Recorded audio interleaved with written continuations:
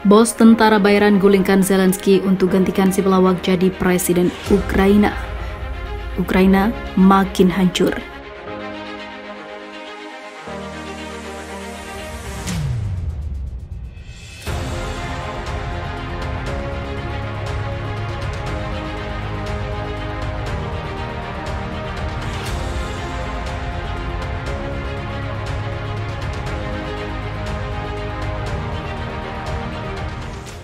Setelah ribuan warga Ukraina mau Zelensky digulingkan segera mungkin dan melepas titelnya sebagai pemimpin Ukraina, kini terdengar sebuah nama baru yang siap menggantikan si mantan pelawak untuk menjadi presiden. Sosoknya bukan orang sembarangan, namun seorang bos tentara bayaran yang makin membuat Ukraina tak karuan. Diberitakan sebelumnya jika 70% warga Ukraina ingin Zelensky diganti karena telah menciptakan kehancuran dan kejahatan perang yang sangat parah di abad 21 ini. Kami sangat salah pilih badut barat ini, ungkapnya. Di sisi lain, pimpinan kelompok paramiliter Wagner, Yevgeny Prigozhin, mengutarakan ambisi politiknya. Bos tentara bayaran itu berambisi untuk maju sebagai presiden Ukraina pada tahun 2024 menggantikan Volodymyr Zelensky. Melihat segala sesuatu di sekitar saya memiliki ambisi politik. Saya memutuskan untuk mencalonkan diri sebagai presiden pada tahun depan untuk presiden Ukraina, kata Prigozhin dalam sebuah video yang diunggah di Telegram. Dilansir dari Anadolu Agency, Prigozhin berharap akan bersaing dengan mantan presiden Petro Poroshenko dan juga Zelensky dalam memperebutkan kursi nomor 1 di Ukraina itu. Jika menang, dia memastikan Ukraina akan baik-baik saja. Jika saya memenangkan pemilihan presiden Ukraina, maka semuanya akan baik-baik saja. Teman-teman, peluru tidak diperlukan, katanya. Menurutnya, kelompok Wagner membutuhkan sekitar 10.000 amunisi senilai sekitar $1 miliar Amerika setiap bulan. Mengenai kerugian manusia, Prigozhin berkata pejuang mati dalam perang bagaimanapun juga. Perang itu diciptakan sedemikian rupa sehingga satu tentara membunuh yang lain. Dia membantah tuduhan bahwa dia bersekongkol dengan otoritas Ukraina dan demi uang dan pencabutan sanksi akan meninggalkan zona pertempuran pada saat yang tepat. Saya tidak kemana-mana. Pertanyaannya adalah siapa yang mengambil uang itu ketika kami membuat isyarat niat baik dan menyerahkan ke Kherson, wilayah Kharkiv dan banyak wilayah lainnya. Dia bertanya, mengisyaratkan para pemimpin militer Rusia. Ada pejuang baru yang datang ke sana, akan pergi berdampingan dengan kami untuk membela negara, mereka dan keluarga mereka, untuk membuat masa depan kita bersama dan melindungi kenangan masa lalu. Terlepas dari perlawanan kolosal angkatan bersenjata Ukraina, kami akan terus maju. Terlepas dari tongkat di roda yang menempel di setiap gerakan kami akan mengatasi ini bersama, kata Prigozhin yang sangat berambisi menggantikan Zelensky. Akankah Ukraina jadi lebih baik atau lebih buruk?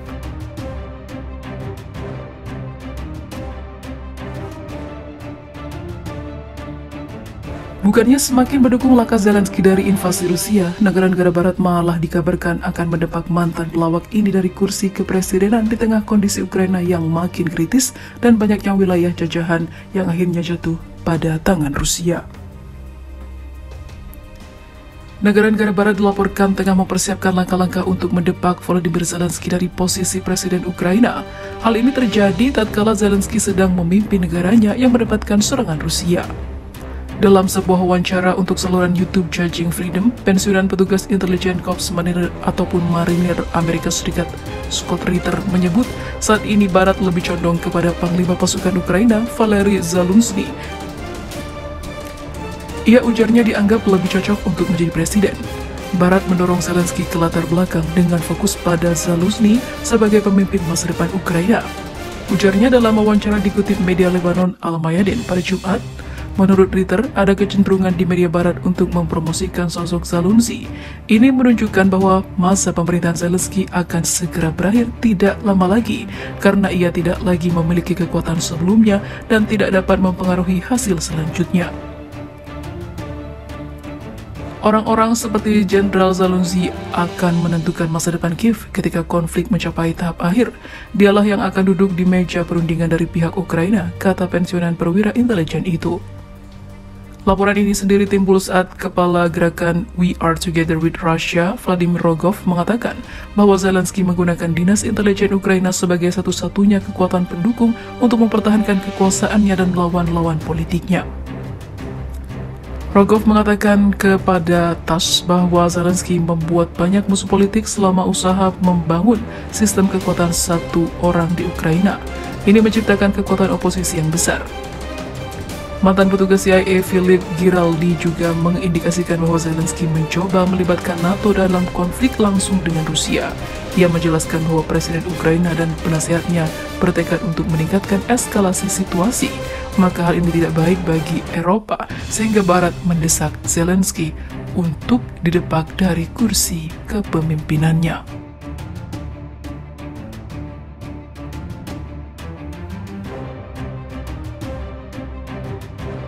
Kalah perang, Zelensky langsung imigrasi ke Amerika. Wow, kabar memalukan datang dari si mantan pelawak yang kini memimpin negara Ukraina yang tengah dalam konflik besar melawan Rusia. Pada akhirnya harus kibarkan bendera putih segera setelah negaranya porak-poranda. Bahkan setelah ribuan korban jiwa melayang, kini malah Ukraina melepaskan begitu saja negaranya. Bahkan Zelensky dikabarkan segera berimigrasi ke Amerika meninggalkan negaranya begitu saja. Sementara itu, Rusia lanjut membombardir Ukraina termasuk Kiev sampai menyebabkan pemadaman listrik di beberapa wilayah seperti ibu kota hingga Moldova, negara tetangga. Setidaknya 3 orang dilaporkan tewas akibat gempuran Rusia di Kiev. Sementara itu pemadaman listrik darurat diberlakukan di Kiev hingga Odessa, selatan Ukraina. Setelah serangan Rusia menargetkan fasilitas infrastruktur di wilayah tersebut, jadwal pemadaman untuk sementara tidak dapat dilakukan sampai situasi stabil, kata perusahaan pemasok energi terbesar Ukraina, Yasno.